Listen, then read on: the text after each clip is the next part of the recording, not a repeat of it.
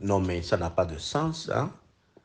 Vous voyez quelqu'un qui veut dicter par ce qui se passe à l'international, vous voulez dire les, les coups d'État, provoquer son peuple en utilisant une assemblée dont le mandat est déjà expiré pour toucher à la Constitution. Ce n'est pas là même le problème.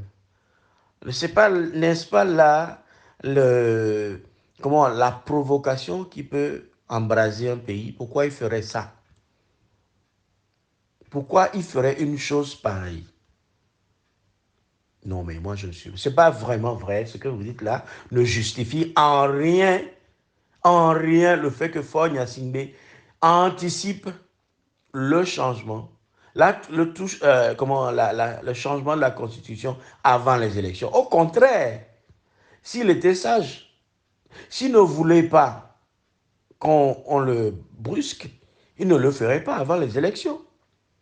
Donc, franchement, mon frère, cette rhétorique-là de chacun d'entre vous qui trouvez toujours quelque chose à dire contre les élections, vous, comment dire ça, entretenez votre position de vouloir avoir tout le temps raison, ça ne va pas.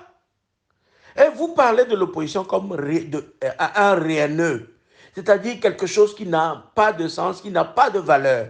Mais vous êtes les mêmes qui entretenez tout le temps les petites guerres, les petites différences, les petites querelles au sein d'une opposition. Vous venez ici, vous gongonnez, vous faites en sorte que les petites machins qui ont eu lieu il y a je ne sais combien de temps, que ça reste et que ce soit débattu à longueur de journée sur les réseaux sociaux. Et c'est encore vous qui dites que l'opposition est machin, l'opposition est incapable, l'opposition n'a pas d'argent. Mais l'argent de l'opposition, ça vient de qui? De nous autres, vous et moi. Vous connaissez notre pays, complètement pauvre. Les gens ne travaillent pas. Ceux qui sont membres des partis politiques n'ont pas de travail.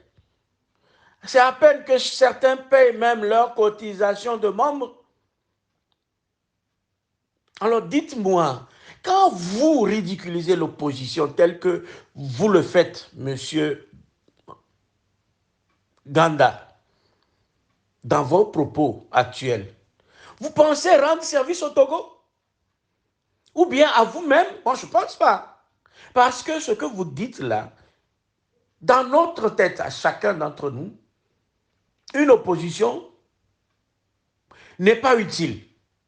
Une opposition, les gens qui la composent sont des gens à ne pas respecter. Pourquoi? Parce qu'ils ne font que des erreurs devant une dictature de plus de 60 ans. Il faut quand même appeler un chat un chat. Les gens sont là depuis plus de 60 ans. Ils ont amassé de la richesse. Ils ont tissé des liens, que ce soit à l'interne ou en externe. Et vous parlez d'une opposition qui est née il y a à peine 30 ans, comme si c'était des gens qui étaient là, qui sont incapables. Mais vous savez de qui on parle? On parle d'un régime qui tue. Et ceux qui sont sur place, qui osent, qui ont le courage de défier cette opposition, si même ils ont fait des erreurs, moi je trouve que c'est injuste, mes amis. C'est injuste de parler de ces gens de la façon dont vous le faites. C'est injuste de faire ce que vous faites là. Rentrez en vous, hein? Restez calme, réfléchissez un peu et dites-vous que ce que vous faites est inique. Parce que quand vous parlez des gens qui utilisent leurs derniers sous pour combattre cette opposition, tant bien que mal, qui le font et qui n'arrivent pas à réussir. Oui, parce que ce régime est ancré, enraciné, soutenu par l'extérieur, soutenu par la France-Afrique, soutenu même par l'Israël, les États-Unis, et que vous ne pouvez même pas apprécier un temps soit peu vos frères qui essayent de faire quelque chose. C'est de la lâcheté. C'est de la lâcheté. Vous n'êtes pas reconnaissants, mes frères. Vous n'êtes pas reconnaissant. Ils ont fait des erreurs simples. Mais vous aussi, vous ferez ces erreurs parce que ce régime est aguerri. Il s'achète l'expertise des gens qui sont aguerris, des constitutionnalistes chevronnés. On a vu celui-là qui était là, le français là, qui est mort chez nous. Mais de quoi parlez-vous, mes amis? Vous pensez que vous ferez mieux que ces gens-là si vous étiez sur le terrain? Franchement, quand vous faites ce genre de choses, c'est dégueulasse, quoi. C'est vraiment, franchement, je sais pas, c'est à vomir. Parce que vous ne reconnaissez même pas une seule fois qu'il y a des gens qui ont eu comment dire ça, la vocation de se sacrifier pour ce pays, même s'ils n'y arrivent pas, qui font un peu quelque chose à leurs moyens, parce qu'ils n'ont rien. Considérez les gens de chez nous qui ne reçoivent de l'argent de personne, qui utilisent le peu qu'ils ont pour ne faire que la politique de l'opposition. C'est-à-dire que ces gens-là se sont adonnés à 100%. Si même ils font des erreurs, mais ils n'ont rien d'autre pour eux. Ils auraient pu acheter des villas, construire des choses et ne pas s'occuper du Togo. Mais pourquoi vous parlez de ces gens-là de cette façon? C'est une façon insolente de parler des gens qui se sont adonnés pour ce pays. Les erreurs que les gens font ne vous donnent pas le droit de traiter les gens comme vous le traitez. Franchement, ce n'est pas possible. C'est vous justement qui détruisez l'effort que ces gens font. Vous détruisez...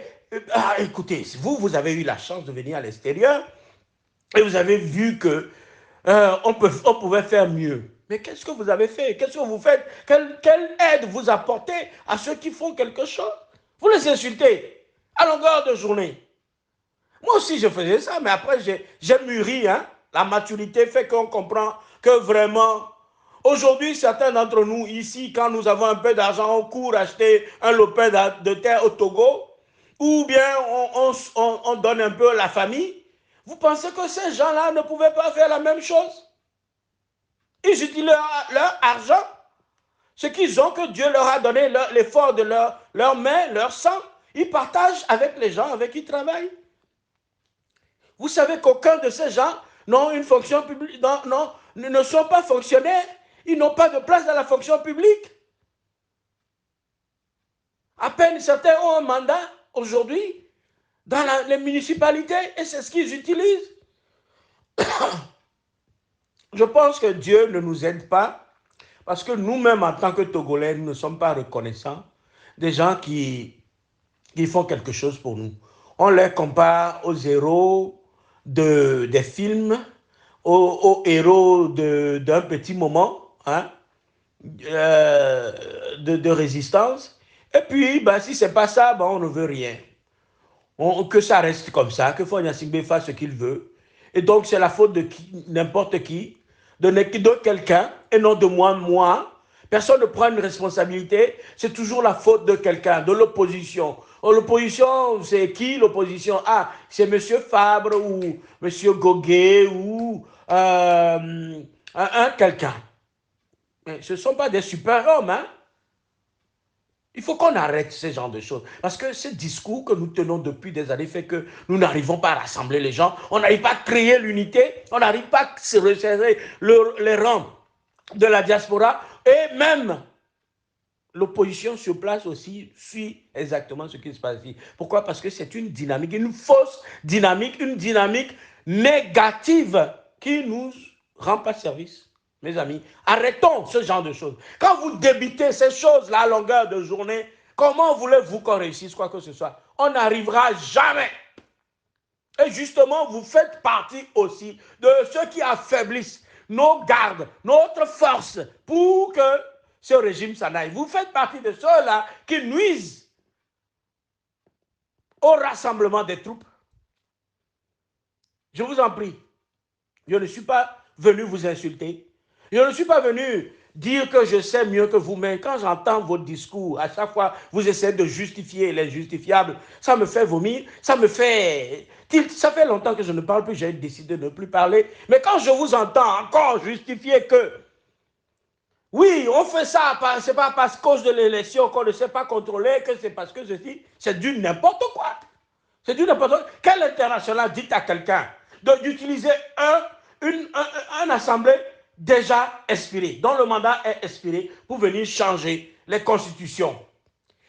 Quel fait de l'extérieur, de l'international, pousse quelqu'un à se précipiter à faire une faute plus grave qu'on aurait pu, à la limite, si on volait les élections législatives, ça ce serait mieux.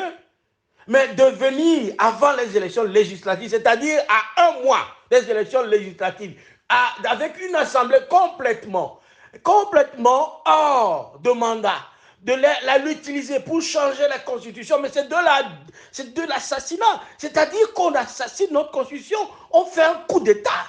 Et vous êtes là à raconter de n'importe quoi. Et vous êtes, vous, des constitutionnalistes, des gens de droit, des gens qui ont étudié la politique et tout ça. Arrêtez-moi les conneries comme ça.